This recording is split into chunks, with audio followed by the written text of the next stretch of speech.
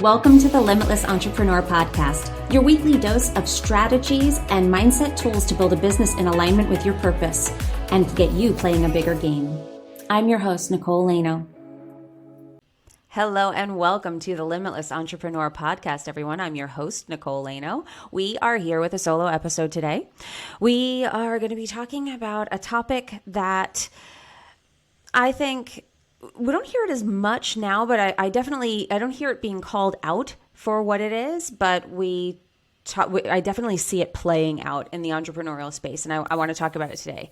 That topic is imposter syndrome. Imposter syndrome.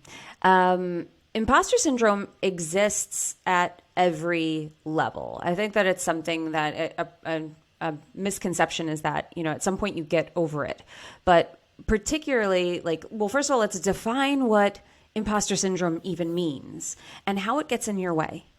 So I'm going to just read the definition of imposter syndrome that I pulled up, just on Wikipedia here. But imposter syndrome is a psychological occurrence in which people doubt their skills, talents, or accomplishments and have a persistent internalized fear of being exposed as frauds. Does that sound familiar to you? Do you deal with that at all? I certainly have. I absolutely have. I deal with imposter syndrome all the time. It's honestly in the entrepreneurial space, it's new level, new devil. Imposter syndrome says, I don't belong here, or I don't belong there. There's something inside of me that says that what I want, I am not qualified for. I don't have the skills for. I don't trust myself to go there. I don't trust that it's safe to go there. And I believe that if I get there, everyone's going to look at me and say, I'm a fraud. I hear this from clients all the time. They may not be calling it imposter syndrome, but it's basically, that's what this is. So entrepreneurs, we're always dealing with this. So it's important that we learn how to deal with this. And today I want to give you 3 steps, the 3 steps that I use to just honestly, we're never going to get rid of imposter syndrome because, again, it's like that new level, new devil. Unless you stop growing, you're never going to, if you're busting out of your comfort zone, then there's always going to be this uncomfortable nature to reaching the next level. There's always going to be a little bit of can I do it? Am I really good enough? Can I achieve that? And it's up to us to be able to manage ourselves in that. And that's really what we're talking about here is how can we be so sure of ourselves that we say I know I can rise to the occasion. I know that whatever I need on the way, I will pick up. I know that I can get there. And when I get there, I am going to be everything that level needs of me. And I'm willing to do the work and I'm willing to show up for myself and I'm willing to look at myself without criticism all the way on the way. So I want to break down 3 steps. So the 3 kind of places that you can use, the 3 steps that you can use to overcome imposter syndrome. And while not making it a thing of the past, just really transform how it shows up for you. How you can use it as feedback for how you need to grow as opposed to confirmation for why you should stay exactly where you are and be happy in paralysis. Okay? So first, if we're going to talk about the 3 steps to get out of it, let's talk about the 3 steps, the 3 causes that cause imposter syndrome. So what causes imposter syndrome? One is past trauma. Past trauma, lived experience. This happened, therefore, I no longer trust myself in this way. This was told to me and I believed it, so it has become my truth. There's a part of me that had this awful experience that never wants to experience it again. So I'm going to hold myself back from doing anything that might cause me to experience this level of hurt ever in the future. So there's that trauma element to it. And there's the second piece, which I'm kind of going a little out of order here, but I want to call this one out.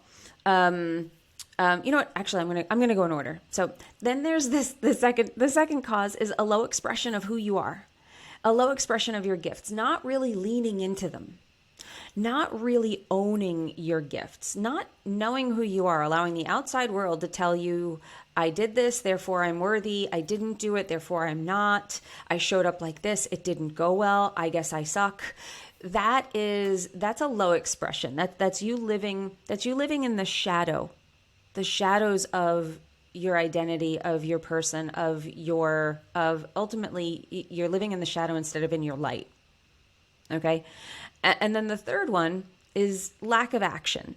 So this is the one that gets a lot of play. This is the one where usually the emphasis goes on, is that you have little to no experience doing the thing that you want to do, that you haven't stepped on the stage. So you're not really an experienced actor, but you won't step on the stage because you're not an experienced actor. So that there's that fear of the failure to launch kind of thing.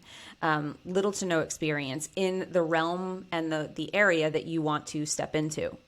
I haven't done it before. The unknown, right? So there's often the biggest emphasis is put on that last piece, the unknown. And so the way to fix it, that is common knowledge and the way that it's mostly talked about, is to say, well, just do the thing. Do it and do it and do it, and eventually you won't be afraid of it. Now that's somewhat true. I don't find that to be a sustainable model. I find that to be really painful. I find that to be even just a little disempowering, because then you step up, you do it, it doesn't get easier, it doesn't quite feel right, and then you really think something is wrong with you. Or you can't hold it. I did the thing, I ran through the fire, but I was badly burned at the end. I couldn't hold it. I couldn't stay there. I couldn't hang at the level. So I went back down. This is that, like, I shot for the moon. I didn't get the stars. I went right back down to earth. And then we're really stuck because we're like, wow, I guess I just wasn't cut out for that.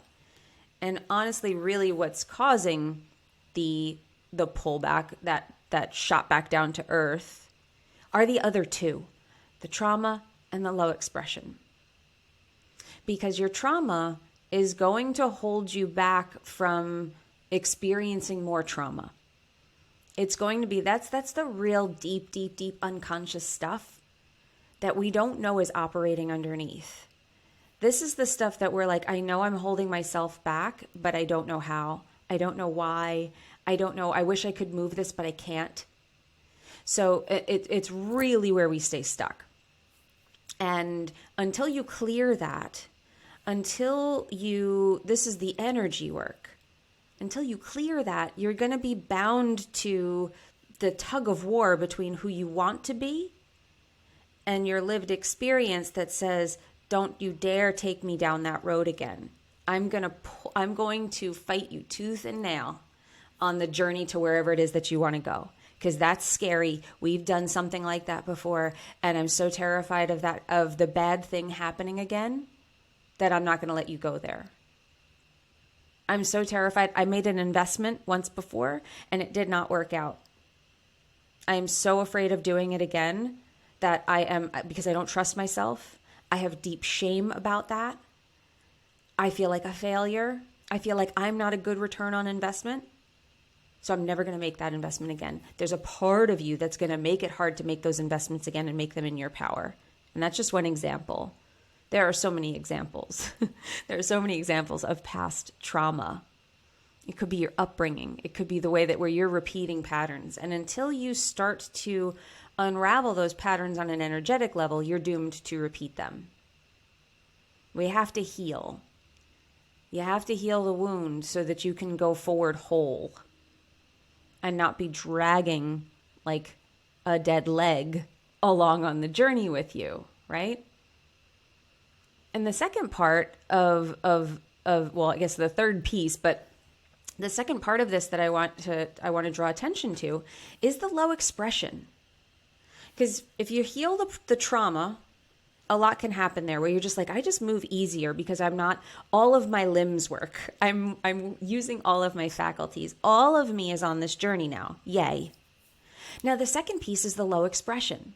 The second piece is kind of not really being in tune with who you are. Not really deepening that connection to who you are. Because remember, the definition was it's where you doubt your skills, talents, and accomplishments, right? You doubt your skills. You doubt who you are. So this is where human design comes in. So if you're looking at your human design chart, that's who you are. And remember, I've talked about this on the show before, how I look at every element on the chart as a dial. And the dial, if it's in the low expression, it's turned all the way to the left. It's turned all the way down, right? And what human design gives us the ability to do is to turn the dial up. Okay, this is a low expression of my open G center. How do I turn that way up? How do I be the highest expression of this thing? And there's certain elements of your chart that are more important than others. That's going to depend on the person. That's going to depend on the chart. I'm always looking at things and being like, this is really jumping out at me. This is what you want to do. Here's this in your chart. Let's turn that up. There's certain places we start. And then there are certain universal places that are wonderful to start with. Conscious sun is one of them. Your conscious sun, that's the light you're here to shine in this world. Turn that dial up. You'll start to see a level of confidence in yourself, because you're going to start embodying the gift of that gate of your light rather than the shadow. Because when you trust who you are, when you're living in those higher expressions, you start to really tune into yourself, because the clarity of self, then there is no imposter. I don't doubt anything about myself. There's such strength in knowing who you are, knowing what your strengths and where your shadows are. So you're able to look at yourself when you're operating and say, I'm in the low expression of this thing. And that's the really powerful, one of my favorite things about human design. One of my favorite things about human design is that everything is a polarity. Everything is just a low or a high expression. There's nothing that needs to go. There's nothing that's wrong with you. There's nothing broken. There's nothing that needs to I need to get rid of this. I need to stop being this. You're going to be all of your chart. You just have a choice of whether you're in a low expression or a high expression of that chart and of that element of your chart. And it gives you such a beautiful map to say how a recording engineer would be able to fine tune in the mix the way that the song sounds by turning up and down different elements of the recording, different instruments, making them louder, bringing the vocal up in certain areas, bringing the bass up in other areas, mixing the song. That's why that is so important. What do we want to shine in this moment? And how does it all perfectly fit together? And that's what human design allows you to do. It allows you to very finely tune your energy and the way that you show up in the world and what you put out. And that changes the way that people feel about you. They feel this confidence. There's just something about knowing yourself that kind of eliminates the imposter syndrome. Then it becomes a scary thing. Then it becomes, I wonder what's going to happen there. I wonder, it makes it easier to take steps because you can look at that next level and say, well, okay, what do I need to learn, do? Who do I need to know? What connections do I need to make? What needs to happen for me to get up there? Not, do I belong up there? Because that's the question that we need to get rid of. Do I belong there? You belong wherever you desire to be. And you have the capability to develop the skills to turn the dial up on the right things in your chart, to increase your confidence. You have the ability to be and the right to be at any level that you choose. It's just a matter of fine-tuning your energy and stepping into it. Now, do you have every tool that you need to get to every level? No, but that's where it stops being about, do I belong up there, to just saying well, who can help me get there? That was a question I couldn't even ask myself when I had imposter syndrome. I couldn't ask myself, who could I collaborate with that would be a wonderful partner in this journey that maybe we could help each other, because I didn't believe I had anything to offer. And that's kind of a bit of a vulnerable statement, but there was a big period of time where I lived in imposter syndrome, and I was so afraid that I did not have something to offer, that I wouldn't even put the offer out there with people. I didn't think that I was good enough. I didn't think I belonged there. They tell you, if no one's offering you a seat at the table, make one of your own, make one for yourself, or you make your own table. That takes a certain level of confidence to be able to do that. If you feel like an imposter, that will be very difficult. So following these 3 steps, clearing your past traumas, clearing your energy around past trauma and past lived experience, getting yourself out of a low expression and getting you into a high expression of all of the elements of who you are, and seeing yourself that way. That's just a dial that's turned to the left. How do we turn it to the right? I wonder. Life becomes a fun game. You end up in control. You feel powerful. It's a wonderful place to be. Then you take action. Then you do the thing. Then you run with confidence and without anything hindering your journey, without any resistance, or with very little resistance, you run toward the thing that you really want. You take action. You make the big, bold moves then, because you're able to take them boldly and powerfully and not in fear. So I hope you found this helpful. I want this episode to be short and sweet.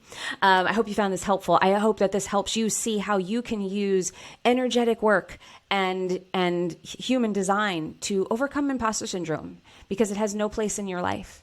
Maybe it did for a time, but it's time to overcome that, and you don't have to live with it anymore. And I hope that this episode shed some light on how you can start to take steps in the direction of stepping in and being the most bold and powerful version of you. So if you loved this episode, please share it on Instagram, tag me in the stories. If you do that, you will be entered into our monthly drawing to win an HD reading here on this show.